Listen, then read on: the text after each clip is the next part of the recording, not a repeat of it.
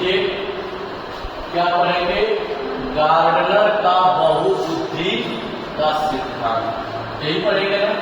देखिए गार्डनर साहब ने बहुबुद्धि का सिद्धांत देकर के उन्होंने कहा कि जो कुछ आप पढ़ते हुए आ रहे हैं कि अब सामान्य बुद्धि होती है, इन्होंने कहा कि कोई सामान्य बुद्धि नहीं होती।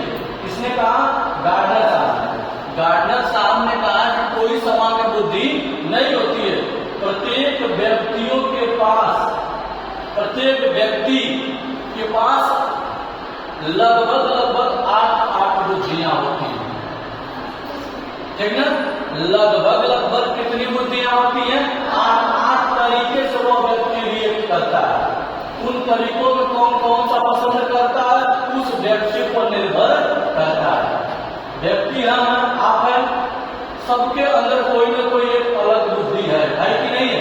हमारी बुद्धि कुछ अलग है और आपकी बुद्धि कुछ अलग है। हमारे हंसने का तरीका कुछ और है, आपका हंसने का तरीका कुछ और है। कोई मुस्कुरा करके रह जाता है, कोई ठठाक कर हंसा को भी और हंसा ये भी, लेकिन सबका तरीका क्या है? अलग अलग है, क्योंकि सबके पास अलग अलग बुद्धियां हैं। गार्डनर साहब कह रहे हैं कि किसी के पास कोई सामान्य बुद्धि नहीं है, सबके पास विशिष्ट बुद्धियां होती हैं। समझ रहे हैं? सबकी अलग अलग विशिष्ट बुद्धियां है। कोई छुपा के रो लेता है, कोई दिखा करके रोता है, वो बुद्धि के बदौलत तो रोता है। कोई मन ही मन रो लेता है, पता तो ये किसका सिद्धांत है? गार्डनर साहब कह कि सब अलग अलग साजिश क्या है? सिद्धांत है। उन्होंने पहला बुद्धि क्या बताया? पहला बताया दृश्यात्मक स्थानिक बुद्धि। जो बालक को, व्यक्ति को जिसमें दृश्यात्मक बुद्धि क्या होता है, उसमें खेल खेल के भावना से, खेल के बातों से कोई चीजें दिखा करके, जैसे मान लीजिए कुछ बच्चों को पढ़ाना है, कुछ बच्चों को बताना है, हम गेंद के माध्यम से क्या करते हैं? बच्चों को पढ़ाते हैं। मान लीजिए कि इस ब्लैक बोर्ड पर हम 3 गेंद बना दिए। कितना गेंद बना दिए? 3 गेंद। तो तीनों गेंद दृश्यात्मक है ना, दिख रही है ना। तो 3 गेंद बना दिए, बनाने के बाद हम एक गेंद को मिटा दिए, या 3 गेंद बनाने के बाद नीचे एक गेंद और बना दिए। ठीक, अब हम नीचे कहेंगे बताइए कितने गेंद है? आप 1 2 3 4 गेंद बता देंगे, और 3 गेंद रखे, एक गेंद को हम मिटा दिए। अब पूछेंगे कितने गेंद बचे, तो आप बताए कि 2 गेंद बचे। तो दृश्यात्मक विधि हुई ना, देख करके आप बताए ना। दृश्यात्मक विधि में मनोरंजन, खेल खेल के माध्यम से भी शिक्षा दी जाती है। जैसे आपको पढ़ाना है, छोटे बच्चों को पढ़ाना है, तो आप गेम खिलाएंगे। क्या खिलाएंगे? गेम खिलाएंगे। गेम में बहुत सारे गेम होते हैं, ठीक है। आप कहें बच्चों यहाँ से वहां तक जाना और आना, ये भी गेम हो गया। और जितना आपको जाना है उतना स्टेप आपको काउंट करना है। तो हम उससे पूछेंगे कि बताओ बालक, तुम यहाँ से वहां गए तो कितने स्टेप गए, कितने पर गए? तो बताया कि 10 गए। कितना बताया? 10। तो बताओ वहां से वहां गए 10 हुआ, चलो फिर से जाकर के बीच में रुक जाओ। तो गया बीच में, तो पूछा गया कि कितने स्टेप गए? 5 स्टेप गए। अब उनसे पूछा जाएगा कि टोटल गए 10, लेकिन फिर आधा पर गए 5, ठीक है। तो खेल खेल के माध्यम से भी हम शिक्षा दे सकते हैं, और यही शिक्षा आज लागू हो रही है। आप देखिए छोटे छोटे विद्यालय प्ले स्कूल खुल रहे हैं। क्या खुल रहे हैं? प्ले स्कूल खुल रहे हैं, जिसमें बच्चा 2 वर्ष 3 वर्ष का हो रहा है। घर के माता जी को इतना वो बच्चे बोझ बन जा रहे हैं कि ले जाकर के स्कूल में छोड़ आ रहे हैं। आज हमारी जो पद्धति, शिक्षा की पद्धति हो गई है, एक दूसरे पर निर्भर हो गई है। लेकिन जो हमारी पहले शिक्षा पद्धति थी, सबसे पहले गुरु उसके माँ और पिता होते थे, उसके बाद उसका गुरु परिवार होता था, परिवार में पलता बढ़ता था, परिवार में सीखता था। लेकिन आज क्या है? बच्चा जैसे ही उसको होश आया, जैसे वो थोड़ा चलने लायक हुआ, माँ अपने पीठ पर बैग रखेगी, ले जाकर के स्कूल में छोड़ करके आ जाएगी। उस बालक को माँ का प्यार नहीं मिल पा रहा है, उस बालक को माँ का सेवा नहीं मिल पा रहा है। कारण क्या है? सबको जल्दी है कि हमारा लड़का जल्दी पढ़े, नौकरी पावे, बिया आवे, पतो आवे, नाती खिलाए, जल्दी है ना। तो कारण क्या है? हम आधुनिकता में इतने तेजी से सवार है, इतने तेजी से चल रहे हैं कि हम सब कुछ क्या होते जा रहे हैं, बढ़ते जा रहे हैं। तो गार्डनर साहब का कहना था कि बच्चों को पढ़ाए तो खेल खिला करके। अब हम आते हैं भाषाई शाब्दिक बुद्धि।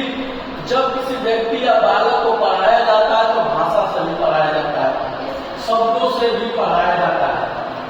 गार्डनर साहब कहे कि मान लीजिए तो बालक खेल में नहीं पढ़ना चाहता है। देखिए, शिक्षण कोई किसी को जरूरी नहीं है कि जो शिक्षण है एक ही शिक्षण सब पर लागू हो, यह जरूरी नहीं है। जो जैसे सीख लेता है वही उसके लिए शिक्षण विधि होती है। समझ रहे हैं ना? तो मान लीजिए कि बालक इस विधि के माध्यम से, इस बुद्धि के माध्यम से नहीं सीख सकता है, तो उसको इस बुद्धि के माध्यम से सिखाया जा सकता है। फिर उसके बाद तार्किक गणितीय बुद्धि। हम तर्क करके, हम डिस्कशन करके, चर्चा करके, देखिए सबकी बुद्धि अलग अलग होती है। कोई तर्क करना जानता है, कोई क्या है हमको देखे, देखिए आम को हम अगर महुआ कर दिए तो आपके दिमाग में आ जाएगा, सर है ना, सर कहें कि आपको महुआ कहना है तो गुरु की बात को नहीं काटनी, तो भाषाई बुद्धि हो जाएगा कि जो हम कहे आपने उसको मान लिया। लेकिन कोई ऐसा छात्र होगा वो कहेगा नहीं सर, हमारे पास तार्किक बुद्धि है, क्योंकि गार्डनर साहब कहे थे कि जरूरी नहीं है कि यही बुद्धि पसंद करे, तार्किक बुद्धि। तो कैसे आम होगा बता दीजिए, तो ये कौन सी बुद्धि हो जाएगी? तब जान जाएगा उसके पास तार्किक बुद्धि है। शारीरिक बुद्धि, शारीरिक बुद्धि भी है। कारण क्या है? कोई दिमाग से काम करता है, कोई तर्क से काम करता है, कोई भाषा से काम करता है, ऐसे करता है, कोई शारीरिक से काम करता है। शारीरिक बुद्धि भी होना जरूरी है। अगर शारीरिक बुद्धि नहीं रहेगी तो हम बहुत जगह फेल मार जाएंगे। जैसे आप बैठे हैं ना, आप शारीरिक बुद्धि की बदौलत बैठे हैं, ठीक ना? किन्हीं के पास थोड़ा सा तार्किक बुद्धि होगी तो पीछे टेक लगा लिए होंगे, जिनके पास कमजोरी नहीं होगी टेक नहीं लगा कर स्ट्रेट 90 डिग्री में बैठे होंगे। समझ रहे हैं ना? फिर अगला है गायन बुद्धि। देखिए, आज की जो शिक्षण विधि चल रही है, गायन बहुत तेज चल रही है। लोग गा गा करके पढ़ा रहे हैं, भोजपुरी गाना गा करके पढ़ा रहे हैं। कारण क्या है? कि बच्चे उसमें इंटरेस्ट ले रहे हैं, बच्चे उस चीज को मान रहे हैं। जैसे आप देखेंगे छोटे बच्चों को कविता सुनाना होगा तो मैडम जी रहेगी बेचारी, वो गा गा कर नाच नाच के गाएंगे, Johnny Johnny yes papa, you सुबन no papa, telling lies no papa, open your mouth ha ha हा। मैडम जी को यह करना पड़ रहा है ना? कारण क्या? क्योंकि वो जानती है कि गायन बुद्धि इतना सरल बुद्धि है कि अगर इस तरह से हम करके बताएंगे तो बच्चा सीख जाएगा। ऐसे करके बताएंगे तो बच्चे को भी अच्छा लगेगा और क्या कर जाएगा? सीख जाएगा। तो गायन बुद्धि भी एक अच्छी बुद्धि है, इससे भी हम बहुत सारी चीजों को सीख सकते हैं। गायन बुद्धि एक ऐसी बुद्धि है कि आप कभी भी दुखी नहीं हो सकते हैं। कोई सार्वजनिक गा लेता है तो कोई जाकर के बाथरूम सिंगर होता है, कोई सिनेमा का सिंगर होता है। जैसे क्या होता है कि हम आपको कहेंगे कि गाना सुना दीजिए तो आप गाना नहीं सुनाएंगे, लेकिन बाथरूम में जाएंगे, चाहे खेत जाएंगे घूमने के लिए तो चिल्ला चिल्ला कर गाने लगेंगे, है कि नहीं? जैसे आप अकेले पढ़ेंगे तो आपका फेवरेट गाना याद होगा, क्या तुम्हें पता है दिल भर मेरा आने वाला है, गाना है ना? अकेले आप जब मिलेंगे तो गाने लगेंगे, लेकिन जब सार्वजनिक रहेंगे तो आपका गला देख खुल जाएगा। तो गायन बुद्धि भी एक ऐसी बुद्धि है जिससे कि बच्चों को अच्छे से पढ़ाया जा सकता है।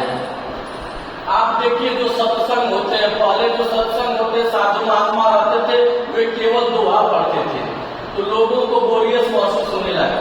धीरे धीरे वो आधुनिक पीढ़ी में सत्संग क्या हुआ? बदला। बदलने के बाद आज के जो सत्संग करता है, जो प्रवचन करता है, पैसा भी लेते हैं और प्रवचन भी सुनाते हैं। आज वो फैशन में वो लोग भी आ गए, ठीक है? आ गए कि नहीं आ गए? वो लोग ढोलक झाल का हारमोनियम के साथ बिल्जू के साथ आज वो लोग प्रवचन कर रहे हैं। क्या परिवर्तन हुआ ना? क्योंकि अगर हम किसी मान्यताओं में रहेंगे तो अच्छी नहीं लगेगी। हमको दिन पर दिन बदलना है ना। जिस तरह से आज कहीं शादी हो रही है, ठीक है, अगर घर की बूढ़ी माता बुआ दादी अगर गीत गाने लगे तो वहां को शादी कराने वाले बैठे रहेंगे, नवयुवक आज जैसे ही आ जाएंगे नव युवतियां, वे अपना तर्ज बना लेंगे। वो क्या बना लेंगे? तर्ज बना लेंगे, अगर टाका छोड़ दे का। तो ये चीजें उनको पसंद आने लगेगा और बड़ा आनंदित होकर के वहां बैठे रहेंगे। वे इच्छा जारी करेंगे, हमरो नमवा ले ले, हमरो नमवा ले ले। वो कहेंगे फलाना का नाम ये अपना नहीं, वो अपना बताना चाहता है लेकिन फलाना का नाम लेगा। तू कहेगा ना ना ना हमारा, तू उसका बता देगा। तो दोनों का काम हो गया, दोनों चाहते हैं कि हमारा नाम ले। तो कहने का तात्पर्य ये हमारा है कि गायन बुद्धि एक ऐसी बुद्धि है जिससे कि बहुत सारी चीजों को सीखा जा सकता है। समझ रहे हैं ना? हर जगह गायन बुद्धि, चाहे संत सत्संग में देख लीजिए, शिव चर्चा आप देख लीजिए, एक वो भी बुद्धि है। शिव चर्चा को एक संस्था, उसको फैलाने का एक जरिया है, लेकिन वो भी एक बुद्धि है कि 12 बजे शिव चर्चा होगा तो मेहरारू गाना गाएंगे, सब गाना हो रहा है, शिव बाबा होते गाना गा लेंगे सब। गाना गाने के बाद अपना दुखड़ा बताएंगे कि हमारा नाती बीमार रहे, हमारा नाती रात को बुखार इतना तेज आ गया, बोलेंगे शिव बाबा अगर हमारा नाती ठीक हो जीता अगले दिन शिव चर्चा कराएंगे। हम जैसे ही मनली हमें नदिया के बुखारवा उतरे लगे, अभी नहीं पता है कि जाके लड़का सुई दवाई करो, नहीं कहेंगे नदिया का बुखार उतर गई, ये इससे आज शिव चर्चा करावा है। क्योंकि हमारा आस्थाओं का देश है, हमारे यहाँ संस्कृति आस्थाओं में निवास करती है। तब तक अगला के घरे जो बीमार पड़ा तो देखा फलनिया शिव चर्चा मान तो नदिया ठीक, वो भी वही काम करेंगे। ये चीजें फैल रही है, नहीं फैल रही। तो गायन बुद्धि में इतनी ताकत है प्यारे बच्चों कि जहाँ गायन शुरू हो जाता है वहां शांति मिलती है। गायन के माध्यम से बच्चों को अच्छे अच्छे बना सकते हैं। चलेंगे अंतर्वैयक्तिक बुद्धि। अंतर्वैयक्तिक बुद्धि का तात्पर्य होता है जो हमारे अंदर जो चीजें निर्माण होती हैं, जो चीजें होती हैं, ठीक ना, उस बात को व्यक्ति बहुत परफेक्ट तरीके से क्या करता है, रखता है, बताता है। अंत वही है, ठीक ना, अंत बुद्धि भी वही बुद्धि है। फिर अगला है प्राकृतिक बुद्धि। क्या है प्राकृतिक बुद्धि? क्या है प्राकृतिक? नेचुरल जो हमारा, हम उदाहरण देते हैं कि चंदन का बीज जो वृक्ष होता है बहुत ठंडा होता है, जिसको जहरीले सांप होते हैं लेकिन वो अपना ठंडाई नहीं छोड़ता है। तो उसी तरह से मानव को भी होना चाहिए, ठीक ना। उसी उदाहरण प्रकृति का देते हैं ना, हम प्रकृति का उदाहरण देते हैं कि जिस प्रकार से बारिश की बूंदें अपने इच्छा अनुसार इस धरती पर गिरती है, उसी प्रकार से दया भी होती है। हम प्रकृति का उदाहरण देते नहीं। तो यह किसकी बुद्धि थी? गार्डनर साहब की यह 8 बुद्धि थी। उन्होंने कहा कि कोई समान बुद्धि नहीं होती है, सब में विशिष्ट